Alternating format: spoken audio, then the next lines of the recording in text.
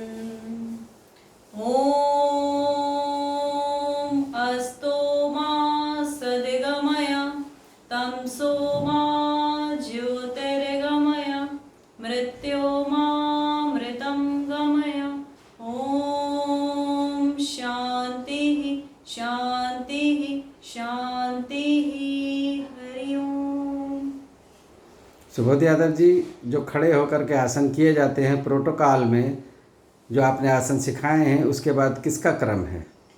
अभी तक हम लोगों ने ताड़ासन, वृक्षासन, पादहस्तासन, अब इसके बाद हम लोग अर्धचक्रासन का अभ्यास करेंगे। अर्धचक्रासन का अभ्यास मैं प्रारंभ करूंगी।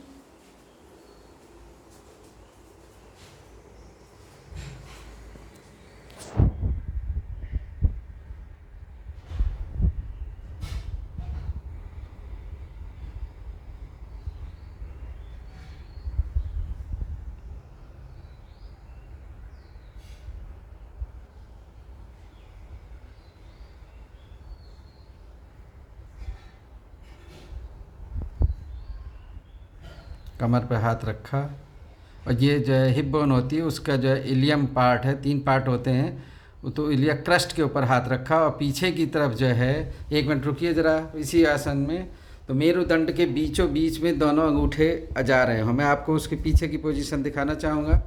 तो देखिए, तो ये जो है मेरुदंड के पास में है। तो अब उसके बाद आगे की तरफ करें, आगे नेक्स्ट स्टेप लें। गहरी सांस ली, पीछे की तरफ झुकना चालू किया, कोण कम किया, इसलिए सांस ली है। और ये जितना पीछे झुक सकते हैं उतना झुकी। और गर्दन देखिए सीधी तनी हुई है। और चिन्ह स्काई की तरफ, हेड डाउनवर्ड्स, और नोज़ पोस्टीरियरली, आइज़ भी पोस्टीरियरली देख रही हैं। और ये हिप जॉइंट से मुड़ी हैं और चेस्ट से मुड़ी हैं और नेक पे मूवमेंट है। लेग बिल्कुल स्ट्रेट है। देखिए नी जॉइंट पे कोई मूवमेंट नहीं, नी जॉइंट बेंट नहीं हुआ है। थोड़ा सा बेंडिंग जो है एंकल जॉइंट पर है, मतलब गुल्फ संधि पे, जानु संधि पे कोई मूवमेंट जो है फ्लेक्जन या एक्सटेंडेड है, फ्लेक्जन नहीं है। और हिप जॉइंट को से वो पीछे की तरफ मुड़ी हैं और चेस्ट को पीछे की तरफ ले गई हैं और गर्दन को भी, और जो है चिन ऊपर की तरफ है। तो अब वो पुनः लौटेंगी। ये फाइनल स्टेज थी, उसमें से सेकंडों को गिनते हैं, 5 से 30 सेकंड या 2 मिनट तक इस आसन को कर सकते हैं। ये जो है अब उसके बाद विश्राम की अवस्था में आएंगी। दोनों पैर जो है समानांतर होते हैं और 2 सेंटीमीटर की दूरी भी बना सकते हैं, और जिससे कि बॉडी जिस पोजीशन में बैलेंस में हो वो चीज़ करते हैं। तो ये जो है अर्धचक्रासन था। तो मैं ये चाहूँगा कि जो है हमारी जो प्रशिक्षक इसमें बताएं कि ये किस किस व्यक्ति को आसन नहीं करना चाहिए। आसन किस में करना चाहिए ये नहीं, किसको नहीं करना है सबसे पहले लोगों को जानना ज़रूरी होता है, जिससे कि वो लोग ना करें और कोई उनको हानि ना हो। किन किन रोगों में नहीं करना चाहिए। सबसे पहले जिन्हें पेट से संबंधित बहुत ही गहरी समस्या हो, पेट संबंधित बहुत लंबे समय से कोई रोग चल रहा हो, हार्निया जैसी समस्या हो, उसमें इस आसन को ना करें। गर्भवती महिलाएं इसको ना करें इस आसन को। जिन्हें भी बैक पेन में बहुत ज़्यादा प्रॉब्लम हो वो भी इस आसन को थोड़ा सा लंबर स्पॉन्डिलाइटिस भी उसे कह सकते हैं। लंबर स्पॉन्डिलाइटिस और गर्दन में जो है नेक की स्पॉन्डिलाइटिस है, सर्वाइकल स्पॉन्डिलाइटिस, यानी गर्दन में अगर तेज़ दर्द है, कमर में तेज़ दर्द है और लगातार काफ़ी दिनों से है, तो वो लोग इसको ना करें, क्योंकि वो दर्द उसमें बढ़ सकता है। और अगर जो है बोन्स में डिफॉर्मिटी है तो फ्रैक्चर भी हो सकता है कि झटके के साथ हो जाए, तो इसलिए उन लोगों को नहीं करना है, ये कहना चाह रहे हैं। चलिए, इसके साथ ही आप इसको जिन्हें चक्कर बहुत आता हो, जिन्हें चक्कर की समस्याएं बहुत ज़्यादा हो, वो भी इस आसन को नहीं करेंगे। अब ये आप बताइए कि किस किस को सामान्यतः है, किन किन रोगों में, विशेष की बात नहीं कर रहे, मतलब ऐसे तो बहुत सारे रोग गिनाए जाते हैं, लेकिन किस किस में वास्तव में फ़ायदा करता है। सर्वाइकल स्पॉन्डिलाइटिस, जिन्हें सर्वाइकल स्पॉन्डिलाइटिस हो उनके लिए बहुत ही बेनिफिशियल और एक तरफ हम कह रहे हैं गर्दन में ना करें, क्योंकि गर्दन में पीछे की तरफ जा रहा है, क्योंकि ये तो कॉन्ट्राडिक्शन हो गया। गंभीर समस्याओं में आप नहीं करेंगे। जिन्हें डिस्क लोकेट हो गया है, अपनी जगह से डिस्क तो नेक में भी तो यही चीज़ होती है, इसलिए उसका जो है निषेध करेंगे। क्योंकि उसमें जो है नेक में जो है वो गैप बढ़ सकता है। जिस तरीके से आपने पीछे, मैं चिकित्सक की दृष्टि से देख रहा हूँ, जैसे आपने बैलेंसिंग पीछे की थी, तो उसमें जो है नेक में जर्क आ सकता है, और अगर वो बोन वहाँ से डिफॉर्मिटी हो चुकी है और कुछ डेंसिटी उसकी कम हो चुकी है तो घातक हो सकता है। इसलिए उसको अभी नहीं, इसमें मेरी तरफ से वो प्रिस्क्राइब्ड नहीं है। जो आपको क्रॉनिक डिसीजेस है, सर ने जैसा कहा कि क्रॉनिक डिसीजेस में आपको इसको आसन को अवॉइड करना है, लेकिन अभी आपको एक्यूट है, इनिशियल स्टेज पे है, तो आप इसे करेंगे तो इससे लाभ हो सकता है, लाभ रहेगा आपको। क्रॉनिक में आपको इसमें ये कहना चाहेंगे कि जो भी असलियत में ऐसे सीधे किसी को नहीं करना है, जब तक कोई चिकित्सक या योग प्रशिक्षक आपको, और ख़ास करके चिकित्सक, क्योंकि वो रोग को समझता है, उसने आपका एक्सरे या एमआरआई कराया होगा, वो बोन्स की, जॉइंट्स की गैपिंग, उन सबको देखने के बाद ही प्रेस्क्राइब करेगा। तो खाली लक्षणों के आधार पर नहीं, डायग्नोसिस, और डायग्नोसिस होती है एक्सरे, नेक की अगर करनी है तो एक्सरे से करनी है, एमआरआई से करनी है, तो उसमें ये ठीक ठीक पता चलता है कि उसके बीच का डिस्टेंस जो है रिड्यूस हुआ है या बढ़ा है, या जो है कोई ओवर ग्रोथ हो रही है, या उसका जो है डेंसिटी कम हो रही है। तो ये सब विश्लेषण जो है उसमें आ जाता है। फिर उसके आधार पर ही कोई आसन प्रेस्क्राइब किया जाता है। तो इस चीज़ को हम लोग ध्यान रखेंगे। अब जो है और किस में किया जा सकता है? आप अपने कमर को फ्लेक्सिबल करने, लचीला बनाने के लिए इस आसन को कर सकते हैं। जो लोग स्वस्थ हैं तो वो शारीरिक और मानसिक रूप से बैलेंस बनाने के लिए, सेरिबेलम को विकसित करने के लिए और मांसपेशियों को सुसंगठित करने के लिए और शरीर को बल देने के लिए ये आसन बहुत अच्छा है, बैलेंसिंग आसन है। तो बैक बेंडिंग इंप्रूव हो सकती है, आपकी पीछे झुकने की क्षमता बढ़ सकती है। और पेट कम होगा कि नहीं आपके हिसाब से? इससे फेफड़े मजबूत होंगे, इससे फेफड़े आपके मजबूत और एब्डामिनल मसल्स में भी मजबूती आएगी, क्योंकि रेक्टस एब्डामिनस मसल आगे की तरफ है। तो वो जब खिंचाव पड़ेगा तो आपको इसमें भी मजबूती मिलेगी, तो मसल्स का टोन बढ़ेगा और लंग्स में की वाइटल कैपेसिटी बढ़ेगी। तो ये बहुत ही अच्छी बात बताई सुबोध जी ने। तो ये चीज़ें होंगी, लेकिन जब तक कोई चिकित्सक या योग प्रशिक्षक जो कोई डिप्लोमा या डिग्री जिसके पास हो, वो जब तक आपको प्रेस्क्राइब नहीं कर रहा, ये आसन ना करें।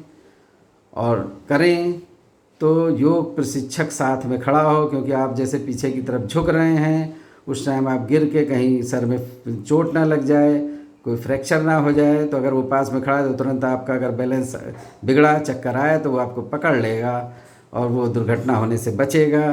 तो ये योगा इंस्ट्रक्टर को साथ रखना ज़रूरी है। तो सुबोध यादव जी यहाँ लोगों को आप प्रशिक्षण व्यक्तिगत भी दे रही हैं। तो जो महिलाएं या बच्चे ट्रेनिंग लेना चाहें या जो भी, तो वो संपर्क करके ले सकते हैं।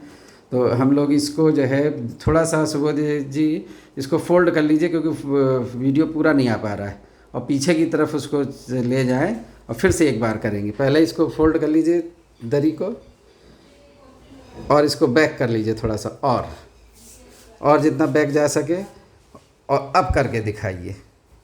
और थोड़ा आगे की तरफ आ जाइए।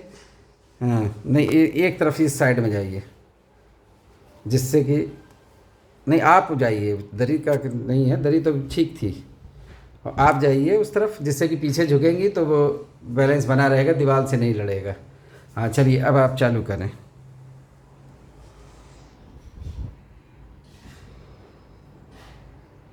ये कमर के ऊपर हाथ रखा, इलेक क्रस्ट पर, और बीचों बीच वर्टिब्री के बीच में दोनों थंब थे। पीछे की तरफ झुकना चालू किया, हिप जॉइंट से, चेस्ट से, नेक से, और ये पीछे गए, जितना झुक सके उतना झुकें। ये तो 90 डिग्री के नज़दीक पहुंच गई हैं, और तो ये तो अभ्यासक हैं। और नी जॉइंट पे कोई जो है फ्लेक्शन या एक्सटेंडेड रहेगा, फ्लेक्शन नहीं होगा, वो नहीं मुड़ना चाहिए। और थोड़ा सा जो है एंकल जॉइंट पे मूवमेंट हल्का है। और जब पीछे की तरफ जा रहे हैं तो सांस भरते हुए गए हैं, और जब ये आगे आएंगी तो सांस छोड़ती हुई आएंगी।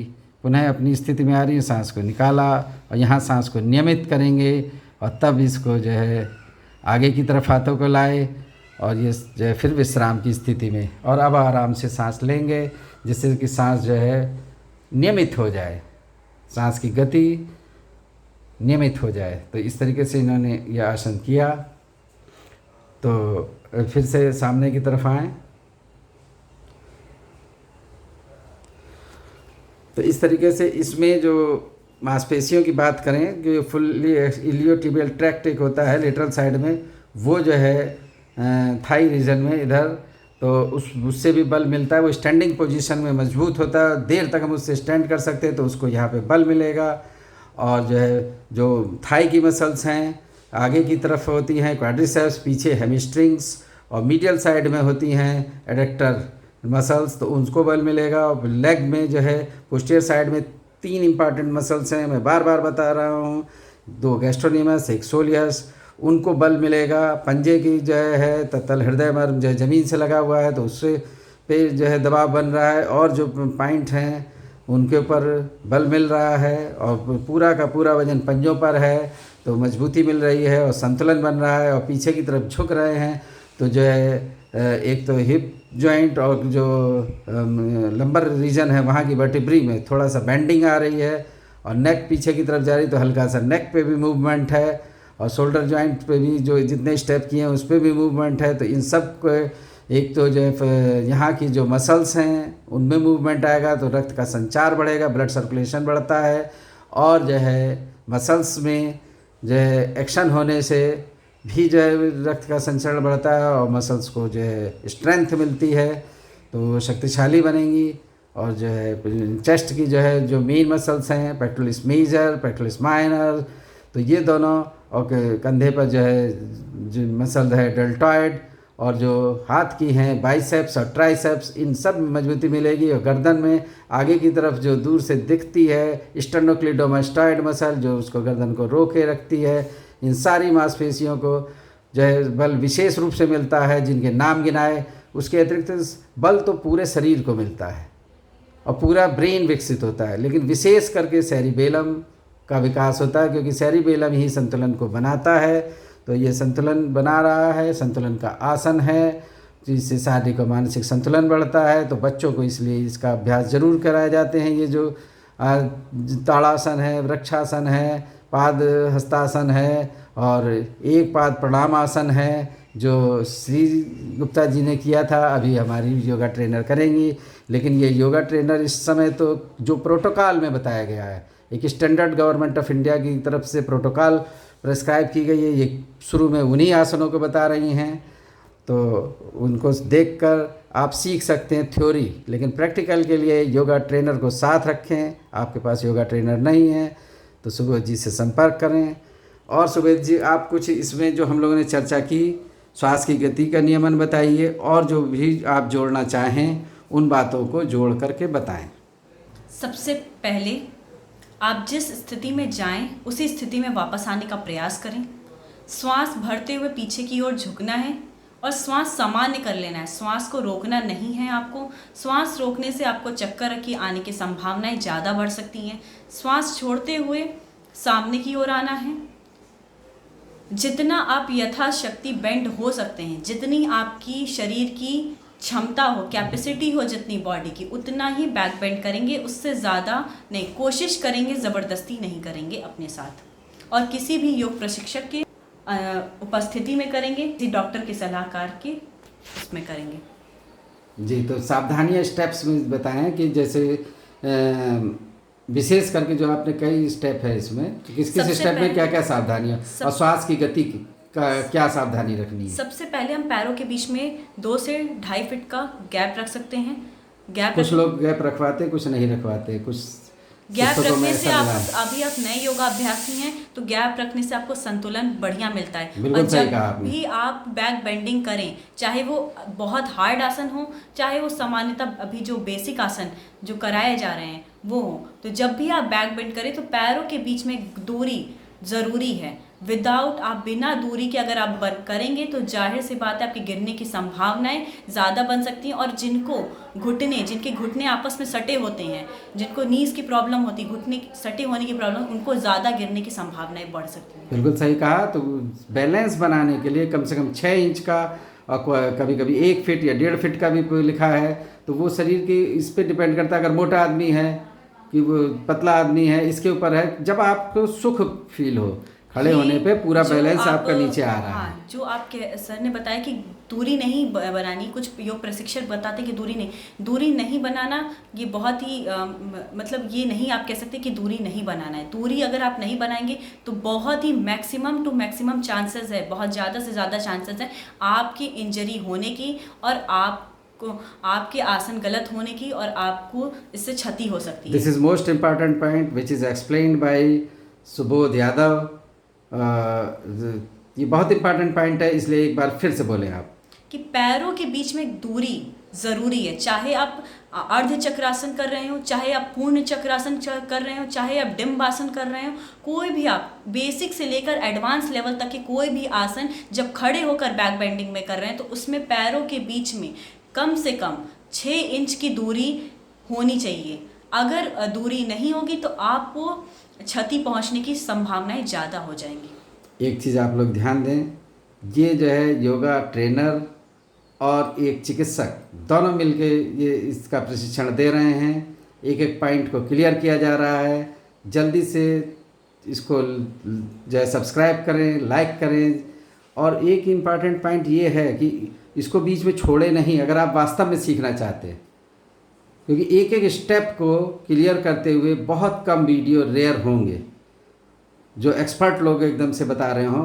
अभ्यासक हो सकते हैं और जो गोल्ड मेडलिस्ट लोग कर रहे हों, तो इस चीज़ को ध्यान दें। ये बहुत ही प्रमाणिक वीडियो में गिना जाएगा और उसको ध्यान से रिवाइंड करके बार बार देखें, सीखें। तो ये थ्योरी हुई, और प्रैक्टिकली भी सहायता लेके योगा ट्रेनर से सीखें, और जिससे आपका शारीरिक मानसिक संतुलन और बल बढ़े और जो है प्राण शक्ति बढ़े।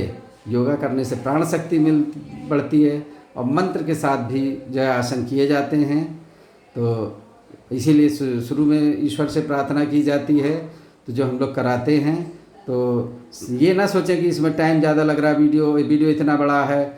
तो जो छोटे वीडियो होते हैं उसमें नॉलेज कम होती है, हर पॉइंट क्लियर नहीं होता है उसमें। उसको देख के वीडियो का अभ्यास करने या सीखने से मिस्टेक्स ज़्यादा होती हैं। यहाँ हर पॉइंट को जो अगर इम्पॉर्टेंट है, जैसे पैरों के बीच दूरी बनाना है, तो चाहे 2 बार लगे 3 बार लगे, लेकिन परफेक्ट नॉलेज डिलीवर करनी है, एक बिल्कुल परफेक्ट प्रशिक्षण देना है।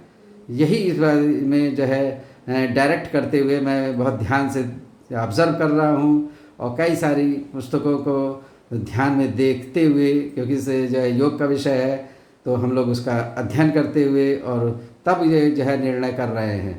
तो इसलिए आप लोगों से रिक्वेस्ट है कि अगर आपको ये वीडियो पसंद आ रहा है, इसमें ज्ञान लग रहा है, तो पूरा देखें, रिवाइंड करके देखें, और अपने मित्रों से भी कहें कि वो सब्सक्राइब करें, शेयर करें।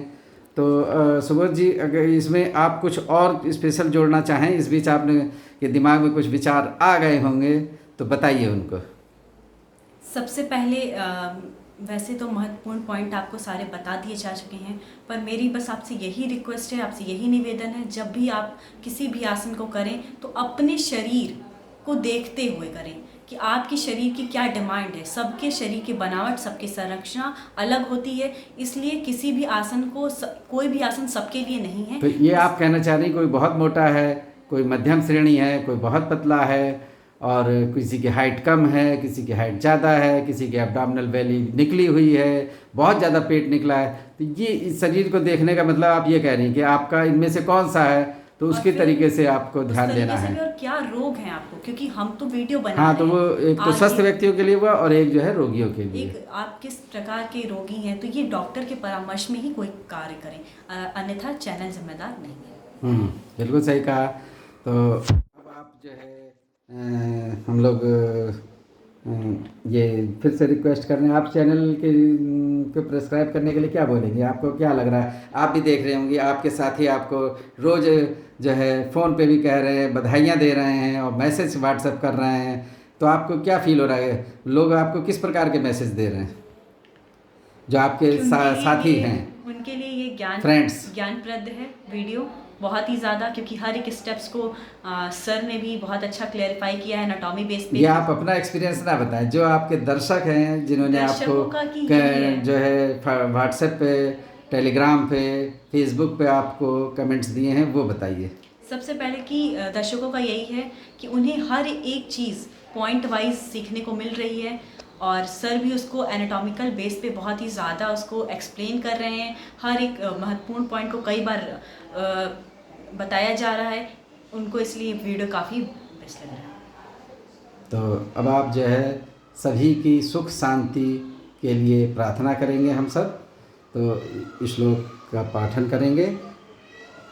ओम सर्वे भवन्तु सुखिनः, सर्वे सन्तु निरामया, सर्वे भद्राणि पश्यन्तु, मा कश्चित् दुःखभाग् भवेत्। ओम शान्तिः शान्तिः शान्तिः। हरि ओम। Thank you all. सभी सुखी हों, प्रसन्न हों, स्वस्थ हों, और सभी की सभी मनोकामनाएं पूर्ण हों। Thank you all.